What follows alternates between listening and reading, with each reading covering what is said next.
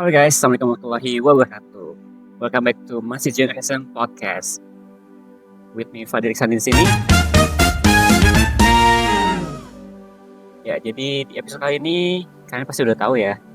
Bisa lihat di thumbnail kita kedatangan tamu nih dari Pulau Seberang, Pulau Sulawesi, seorang perantau yang lain tidak bukan adalah Erwin. Halo.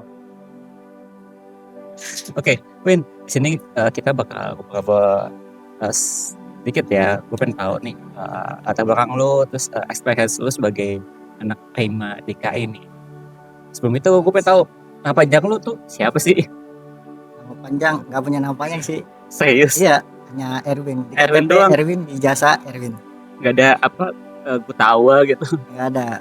Erwin apa Prasetya gitu? Kayaknya orang tua gue malas ngasih nama waktu itu. Erwin doang Erwin ya? aja, iya. Oke. Adek gue juga namanya nggak ada nama lengkap. Nama adek gue Isan, Nama gue udah. sama Isan. Oh gitu.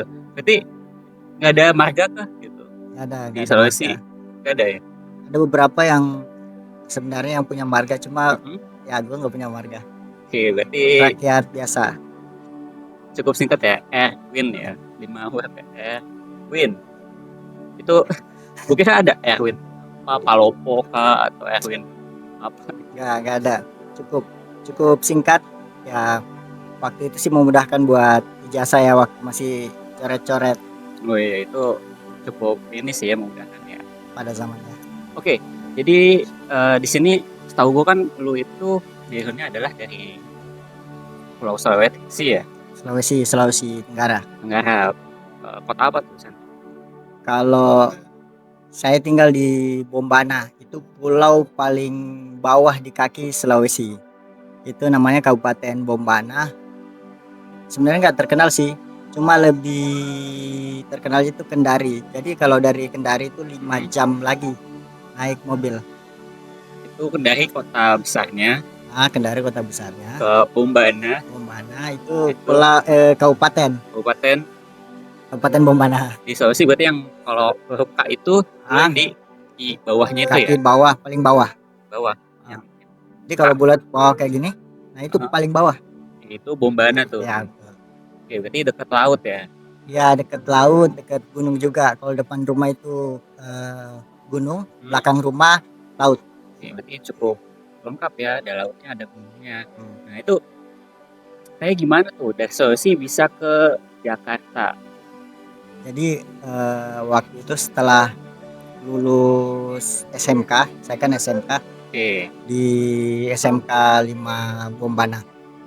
Setelah lulus itu saya kayak gabung-gabungkan di organisasi masyarakat ormas Islam namanya Wahda Islamiyah.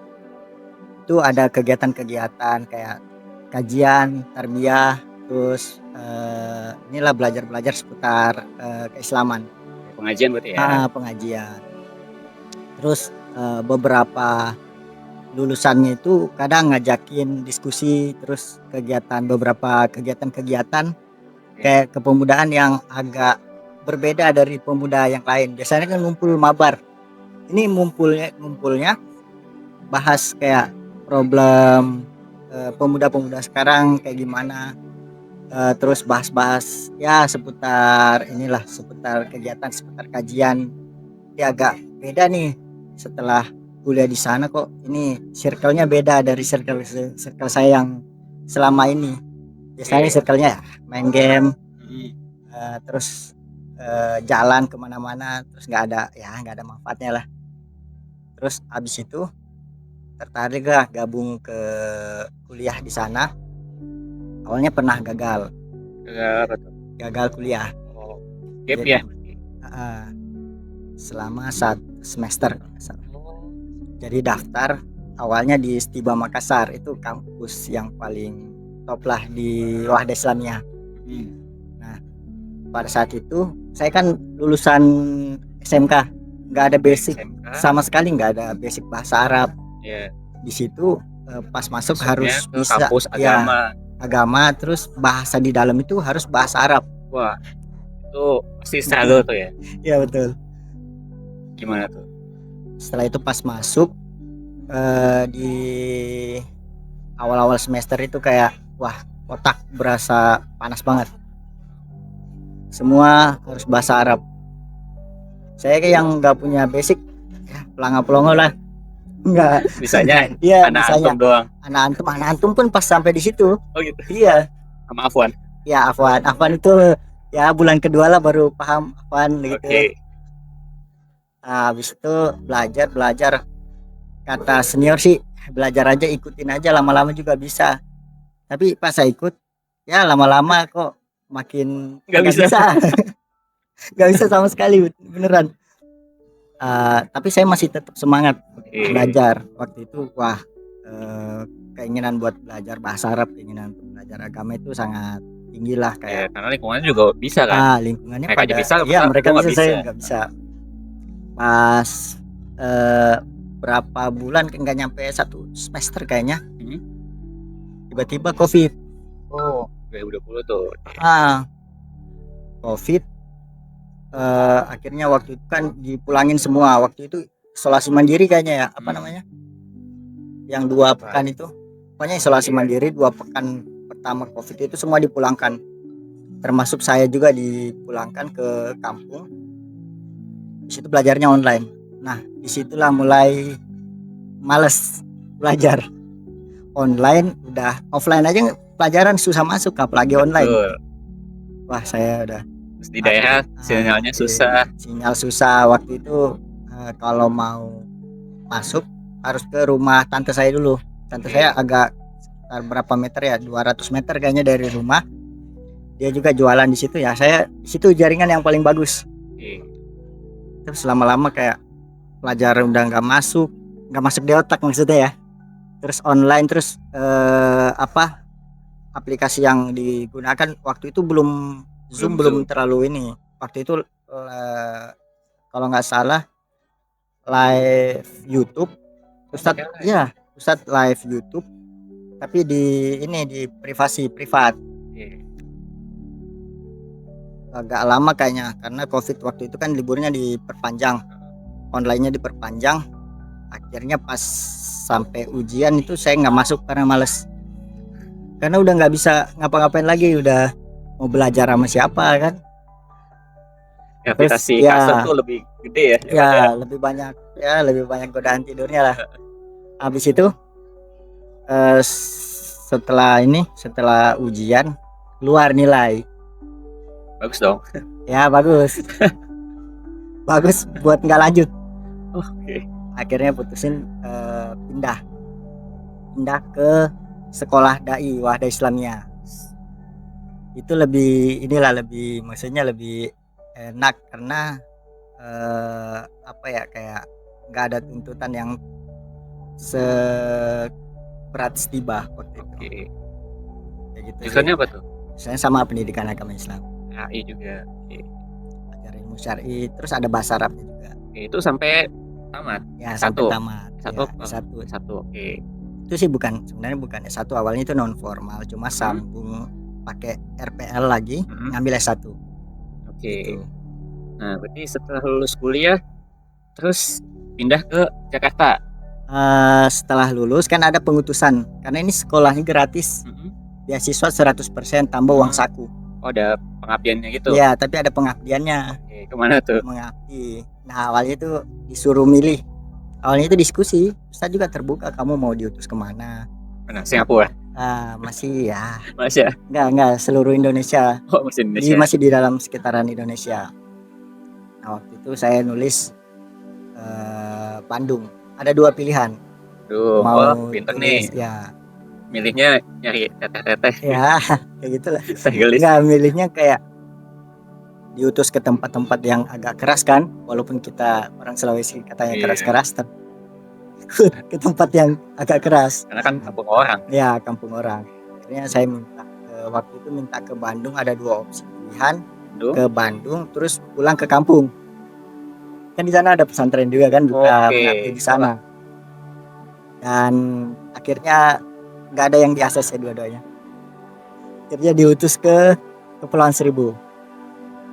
Iyalah, enak aja nih ke Bandung. Bisa nyari yang lain nanti. Pulau Seribu, pulau mana tuh? Pulau Spesifiknya. Kelapa. Pulau Kelapa. Itu di mananya Pulau Seribu tuh kira-kira? Berapa jam kalau dari Jakarta? Kalau Pulau Kelapa itu kalau naik kapal tradisional sekitar 4 jam, kurang lebih 4 jam ya. Dari Jakarta Dari ya. Jakarta, dari Muara Angke. Nah, kenapa di Pulau Kelapa?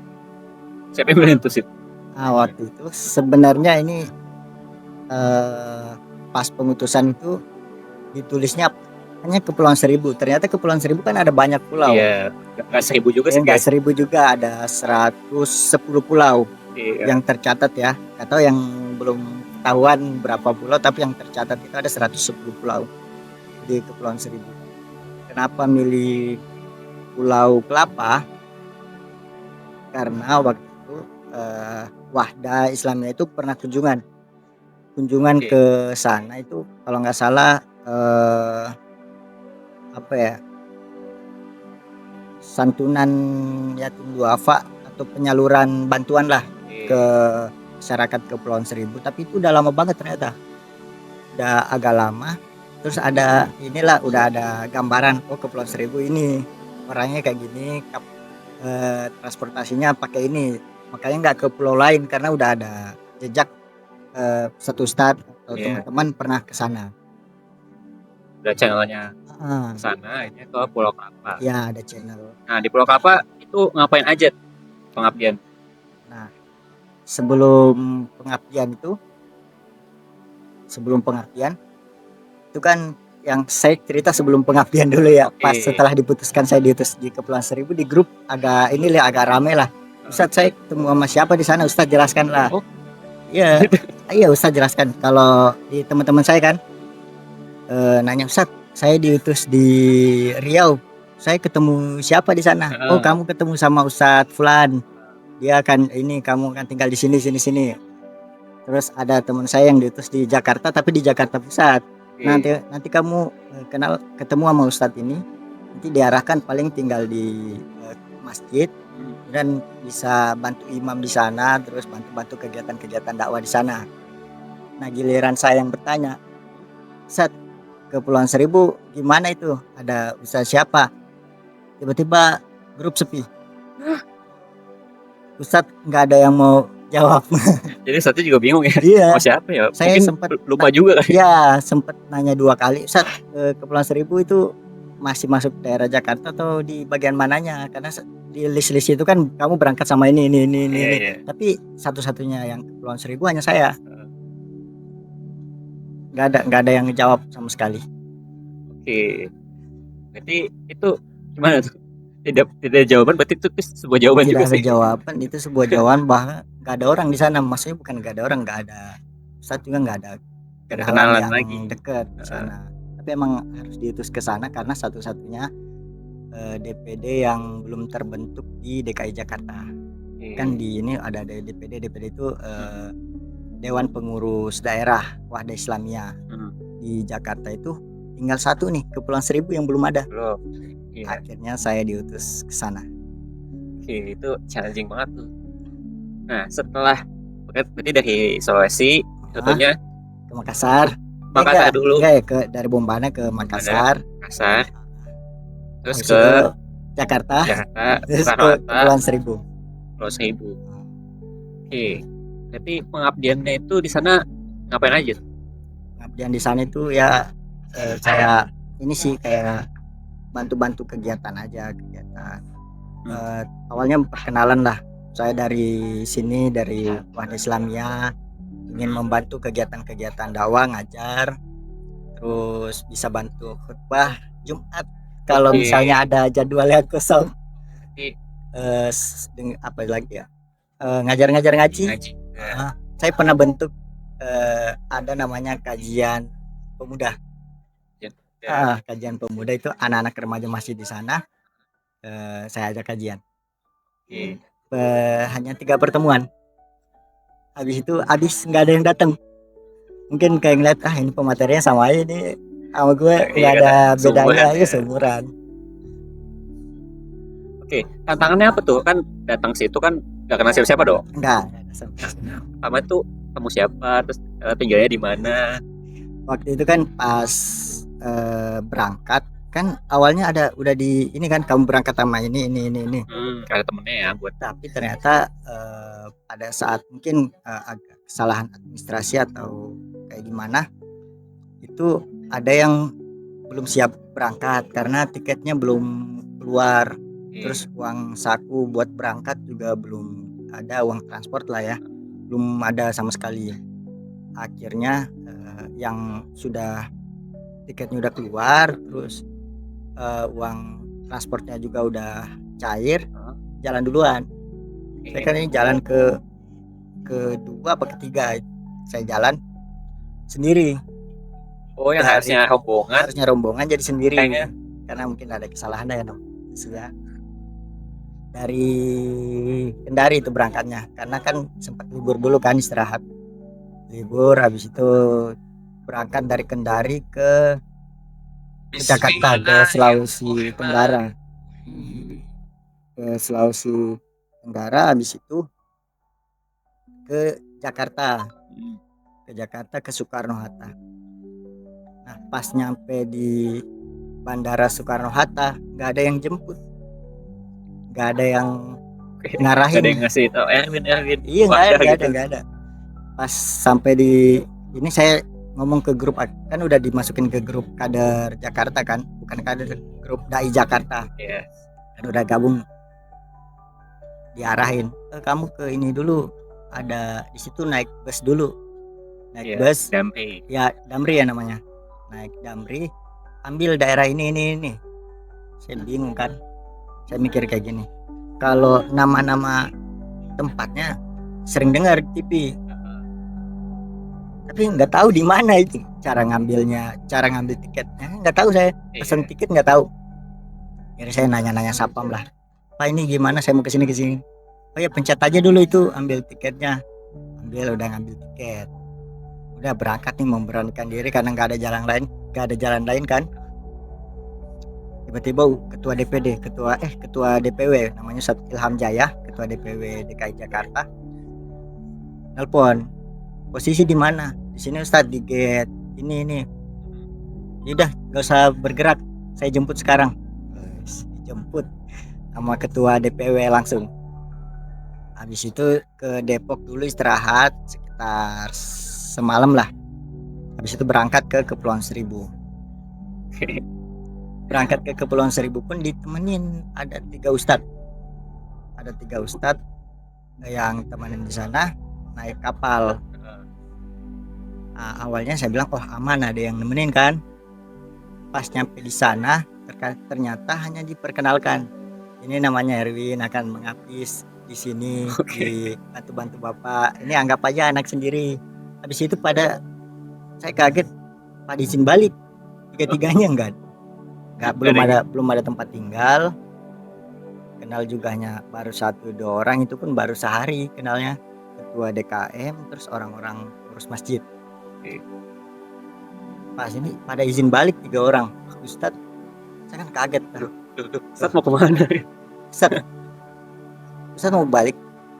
Iya, kamu tinggal di sini aja sama sama ini ketua DKM, nanti ada yang ngarahin.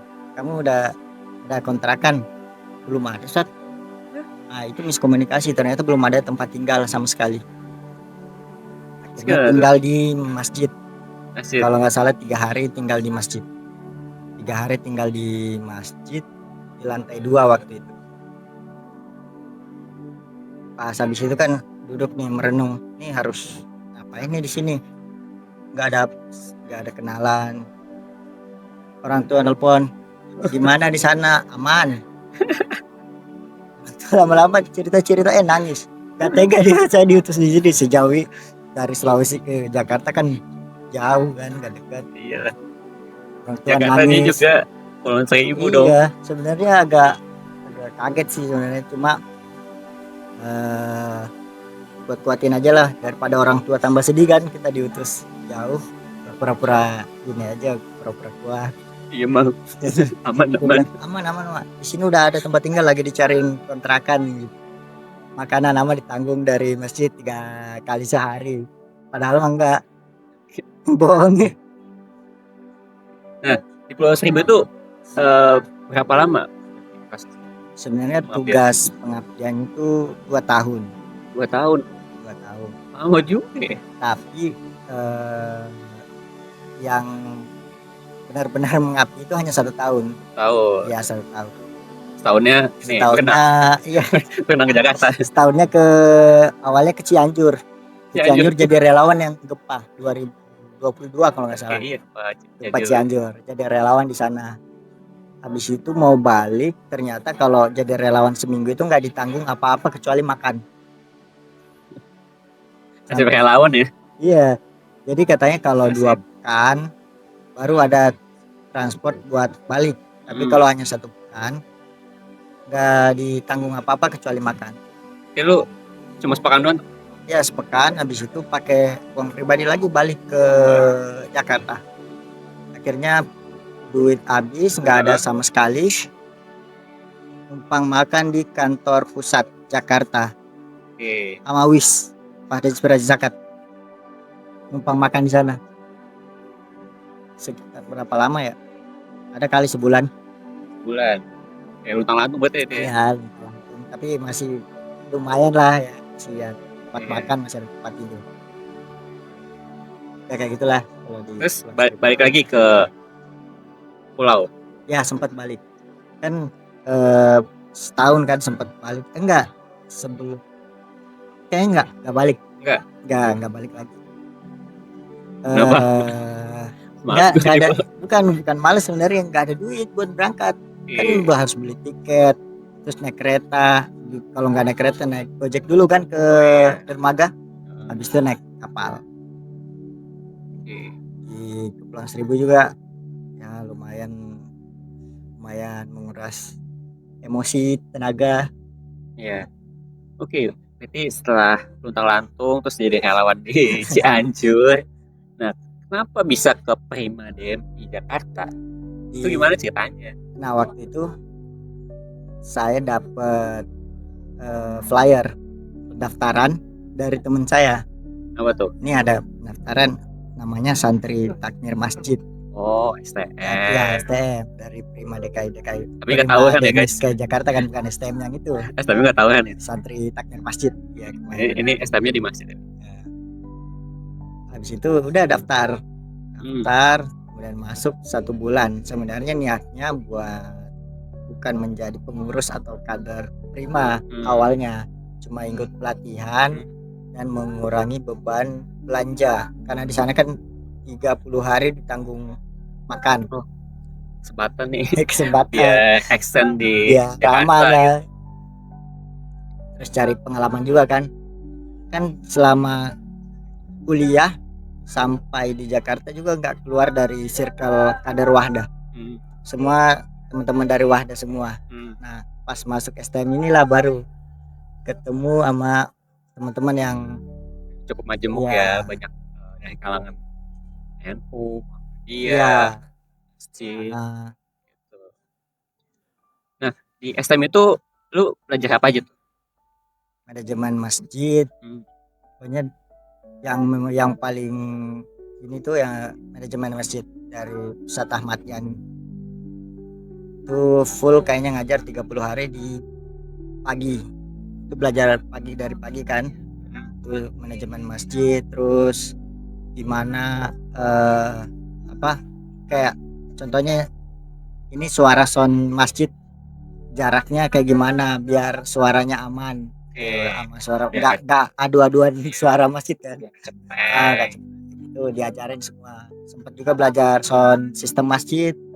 Terus belajar fotografi juga ya, editing video. Terus pelatihan barista, bikin kopi. Bukan hanya belajar seputar masjid tapi banyak lah. Jadi soft skill dan hard skill yang mendukung untuk berdaya tuh diajarin juga ya di STM ya. Sedikit info buat teman-teman, jadi STM itu programnya Primadem ya tahun 2022 ya? 2023 awal. Oh 23 ya? Bulan 1 Januari ya, Februari. Itu program Primadem yang cukup panjang tuh durasinya karena sebulan full ya. Bulan. Dan pesertanya tuh ada 30 ya? Pak, berapa? Hanya 19 karena 19 satu ya? orangnya mengundurkan diri. Ya, itu salah satu portofolio Prima mengadakan acara yang agak lumayan panjang waktunya dan biayanya juga banyak gitu. Iya. Tapi hasil wasilahnya Erwin sini jadi pengurus. Yang berhasil hanya satu sebenarnya. Yang lain sebenarnya berhasil lah, cuma diterapkan di daerah masing-masing. Kan ada dari Bima, ada dari Sulawesi juga. Oh iya. Ada dari, tapi nggak satu kampung ya. Ada dari, kalau nggak salah dari Muna Barat. Itu beda apa ya? Ya pulau seberangnya lah. Jadi pesertanya bukan cuma Jakarta ya, di lintas daerah. Dari itu Sumba ya? Ada Sumba, ada Palembang. Terus itu juga berarti dari Sulawesi. Jadi cukup majemuk pesertanya dan itu range usianya sekitar ya kuliahan sampai 30-an ya? Iya, sampai 30-an. Dari 18 sampai 30 tahun lah. Iya. Oke, nah setelah dari STM gimana ceritanya lu bisa kayaknya enak nih gabung Prima? Siapa yang ngajak? Sebenarnya bukan enak gabung, bukan siap. Tiba-tiba diajakin Bang Farhan. Awalnya itu kan diminta, ada ada masjid awalnya di Jakarta Utara kan. Ada masjid Jakarta Utara, butuh SDM lah, orang-orang anak-anak muda. Bang, saya daftar dong. Oke. Store CV. Tapi katanya agak beda ininya, masjidnya, artinya orang-orangnya lah nggak seperti kita, agak beda dikit lah, beda-beda gitulah. Nah, nggak di saya store CV, nggak ada respon. Akhirnya Bang Farhan ngajakin ke Masjid Raya Al Ittihad. Oke. Di Tebet. Ngajak ke Ittihad ngapain? Awalnya kan dipanggil sama pengurus masjidnya. Waktu itu kan ada ada kayak keliling masjid gitu kan, di Masjid Sunda Kelapa, Masjid Agung Sunda Kelapa. Apa bersih-bersih masjid? Kan kegiatan apa namanya? Saya lupa juga nama. Hot show gitu ya? Ya, keliling masjid lah, belajar tentang kemasjidan, gimana manajemennya. Saat itu ke Ittihad dan dilihat sama. Bukan ke Ittihad dulu, ke Masjid Agung Sunda Kelapa. Oh, Sunda Kelapa dulu. Nah, Masjid Agung Sunda Kelapa ada pengurus di Masjid Al Ittihad juga. Oh, namanya Pak Budiono. Oh, Pak Budi ikut pas yang di Sunda Kelapa. Katanya saya punya masjid juga nih di Tebet. Coba bikin di saya. Jalan-jalan coba ke masjid saya. Saya juga butuh anak muda nih. Akhirnya jalan bertiga, Bang Farhan, Faiz sama saya. Di sana kirain mau hanya kegiatan-kegiatan kan, ternyata direkrut jadi karyawan. Langsung karyawan. Langsung dibagi tuh sama Bang Farhan. Saya ngambil media, media masjidnya, Bang Farhan ngambil usaha, terus Faiz ngambil bagian remaja. Jadi itu beruntung banget ya jadi wasilah untuk mengaplikasikan ilmu yang di STM itu. Kasih wadah di Nah, media itu ngapain aja tuh? Di media itu di video reels, kegiatan-kegiatan, terus live streaming kajian, terus bikin flyer atau poster-poster kegiatan. Pokoknya tiap kegiatan pasti ada posternya. Ngebatalin kajian aja dibuatin poster. Jadi itu lu yang bikin ya? Iya. Jobdesknya. Semua publikasi yang dilihat itu tugasnya lu ya? Luar biasa banget ya. Jadi nggak nyangka gitu dari wasilah Wahdah ke Pulau Seribu dulu. Jakarta sih, cuma di Pulau Seribu nih. Agak jauh, terpisah. Iya, terpisah dari Pulau Jawanya kan. Terus sempat luntang-lantung. Itu Pulau Seribu, luntang-lantungnya agak lama, setahun. Pernah ditipu, pernah terdampar di pulau yang paling ujung. Kalau tahu teman-teman tahu Pulau Sebira, Oh iya, yang lebih dekat ke Lampung. Lampung. Saya pernah khutbah Jumat di sana. Berangkat hari Selasa, pulang hari Sabtu. Selasa, Sabtu. Hanya khutbah nggak nyampe 30 menit, paling lama kayaknya 20 menit. Iya. Habis itu nggak ngapa-ngapain, nungguin kapal. Waktu itu ombak kenceng. Iya. Ombak kenceng. Karena nggak setiap hari kan kapal ke sana kan. Nggak setiap hari. Yang ada itu hanya di sub. Kapal di sub aja nggak berani kalau angin kencang, katanya takut kapalnya patah. Akhirnya nggak ada kapal sama sekali berangkat. Ya udah nungguin sampai kapal datang lagi. Bagi kapal nelayan. Kapal nelayan.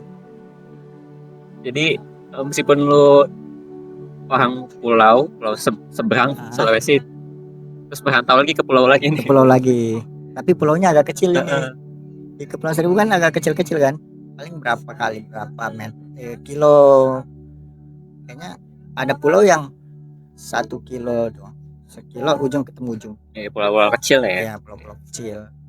Terus waktu itu pernah di akhir tahun 2022 juga.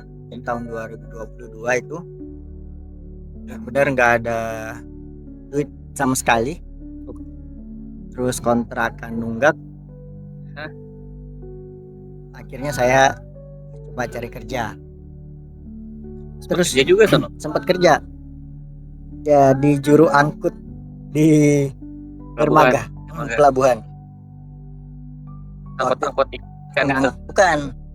Jadi kan di sana ada kapal, ada pembangunan. Kapal tongkang. Nah, kapal tongkang itu muat kata orang sih beton praktis, bahasanya di sana beton praktis. Beton praktis itu semen, kerikil sama pasir, tapi udah dicampur, dimasukin ke dalam karung. Nah, itu yang diangkut. Itu ada berapa ya, kayaknya ada sekitar 500-700 karung dikeluarin ke dermaga. Itu dari pagi sekitar jam 10 pagi, selesai jam 9 malam. 9 malam. Dan pada saat itu saya ikut aja kan, namanya orang butuh duit. Jauh dari mana-mana. Iya, jauh dari mana-mana. Gak ada kiriman. Iya, akhirnya saya kerja.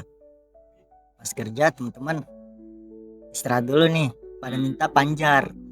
Panjar apa ya bahasa di sana? Kayak kasbon gitu. Iya, kasbon. Uang muka lah. Pas dikasih 50.000 buat makan, buat ini dulu kan, karena ini masih banyak nih yang belum diangkut, belum selesai. Istirahat dulu 50.000. Habis itu katanya besok ya ininya sisanya 100.000 lagi sisanya. Jadi dibayar 150.000 dari jam 10 pagi sampai jam 9 malam. Wah. Tapi pas besoknya kan saya nggak kenal sama ininya kan, sama bos yang ngangkut itu kan. Temen saya yang bawa, bang uangnya hanya ada segini 50.000. Nah kan 150 kan janjinya. Nggak tahu bang, ini ada dikasih 50.000 doang. Jadi nggak merasa ditipu dong, dikasih 50.000 lagi. Terus lu balikin lagi nggak? Apa? Enggak, capek dong. Habis itu nggak mau kerja di situ lagi. Nah, deket-deket pas gempa Cianjur itu, akhirnya kayaknya lebih baik ke Cianjur deh daripada tinggal di sini. Betul, bersyukur ada gempa nih. Iya, enggak juga. Cuma mau jadi relawan di sana. Dibutuhkan kan relawan. Udah sampai sana, pas nyampe Cianjur, terus kehabisan duit lagi di Jakarta. Terus numpang makan, numpang hidup kayaknya di kantor Wahda, terus di kantor WIS.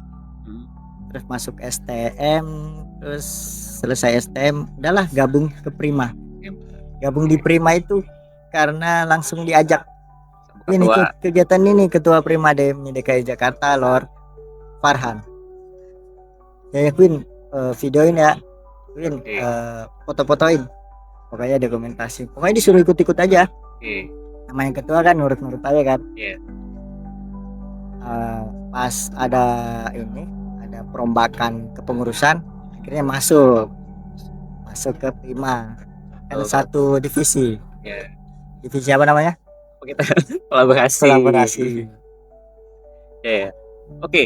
Nah, lu kan dari Sulawesi nih, terus ke Pulau Seribu lah, terus ke Jakarta nih, ke kota metropolitan. Ada culture shock nggak? Banyak. Gimana tuh? Lu udah bisa ngomong lu gue nggak? Bisa dikit.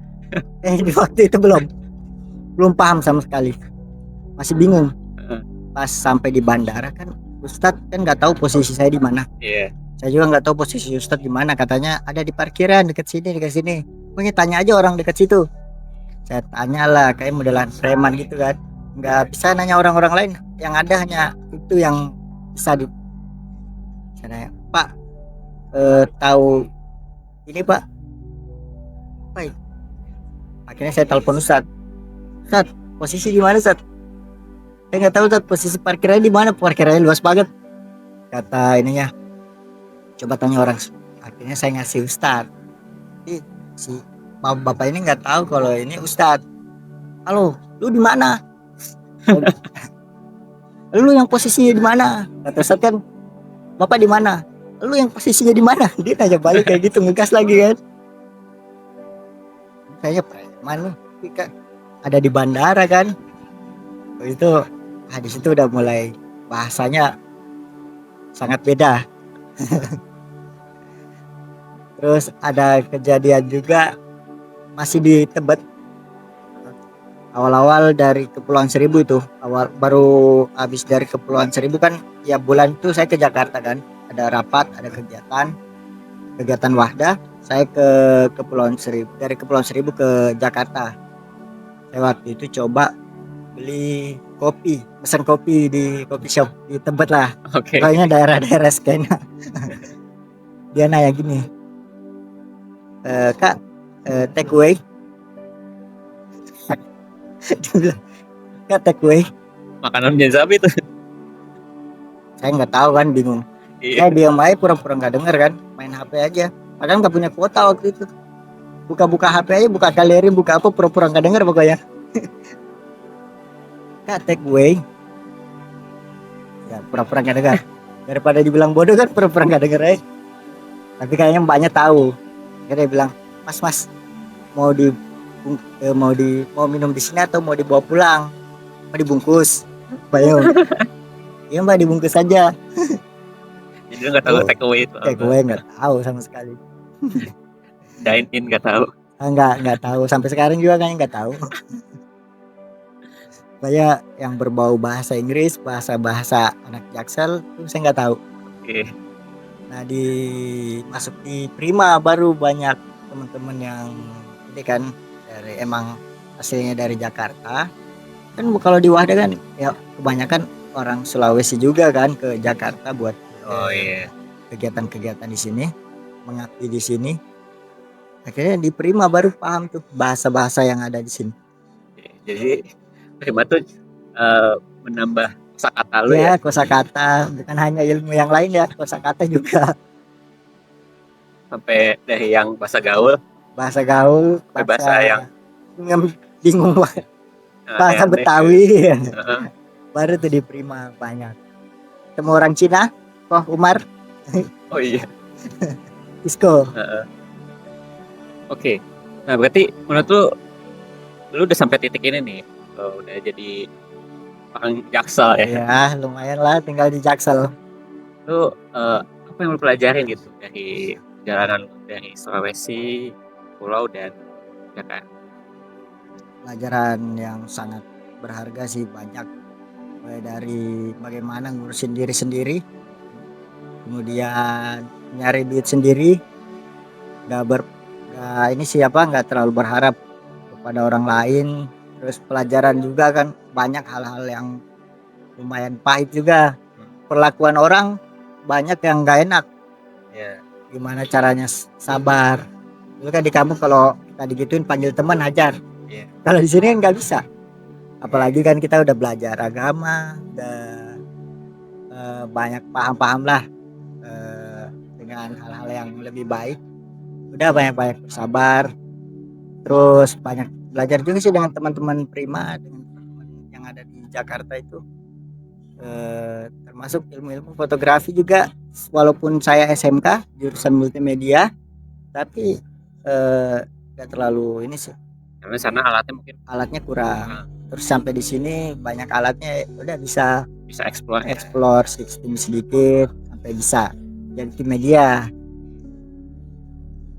Jadi makanya di sana ya. Jadi dari Kalipulu kayaknya di sini lah lu sekarang ya, bisa mengaplikasikan ilmu lu dan sambil eksplorasi.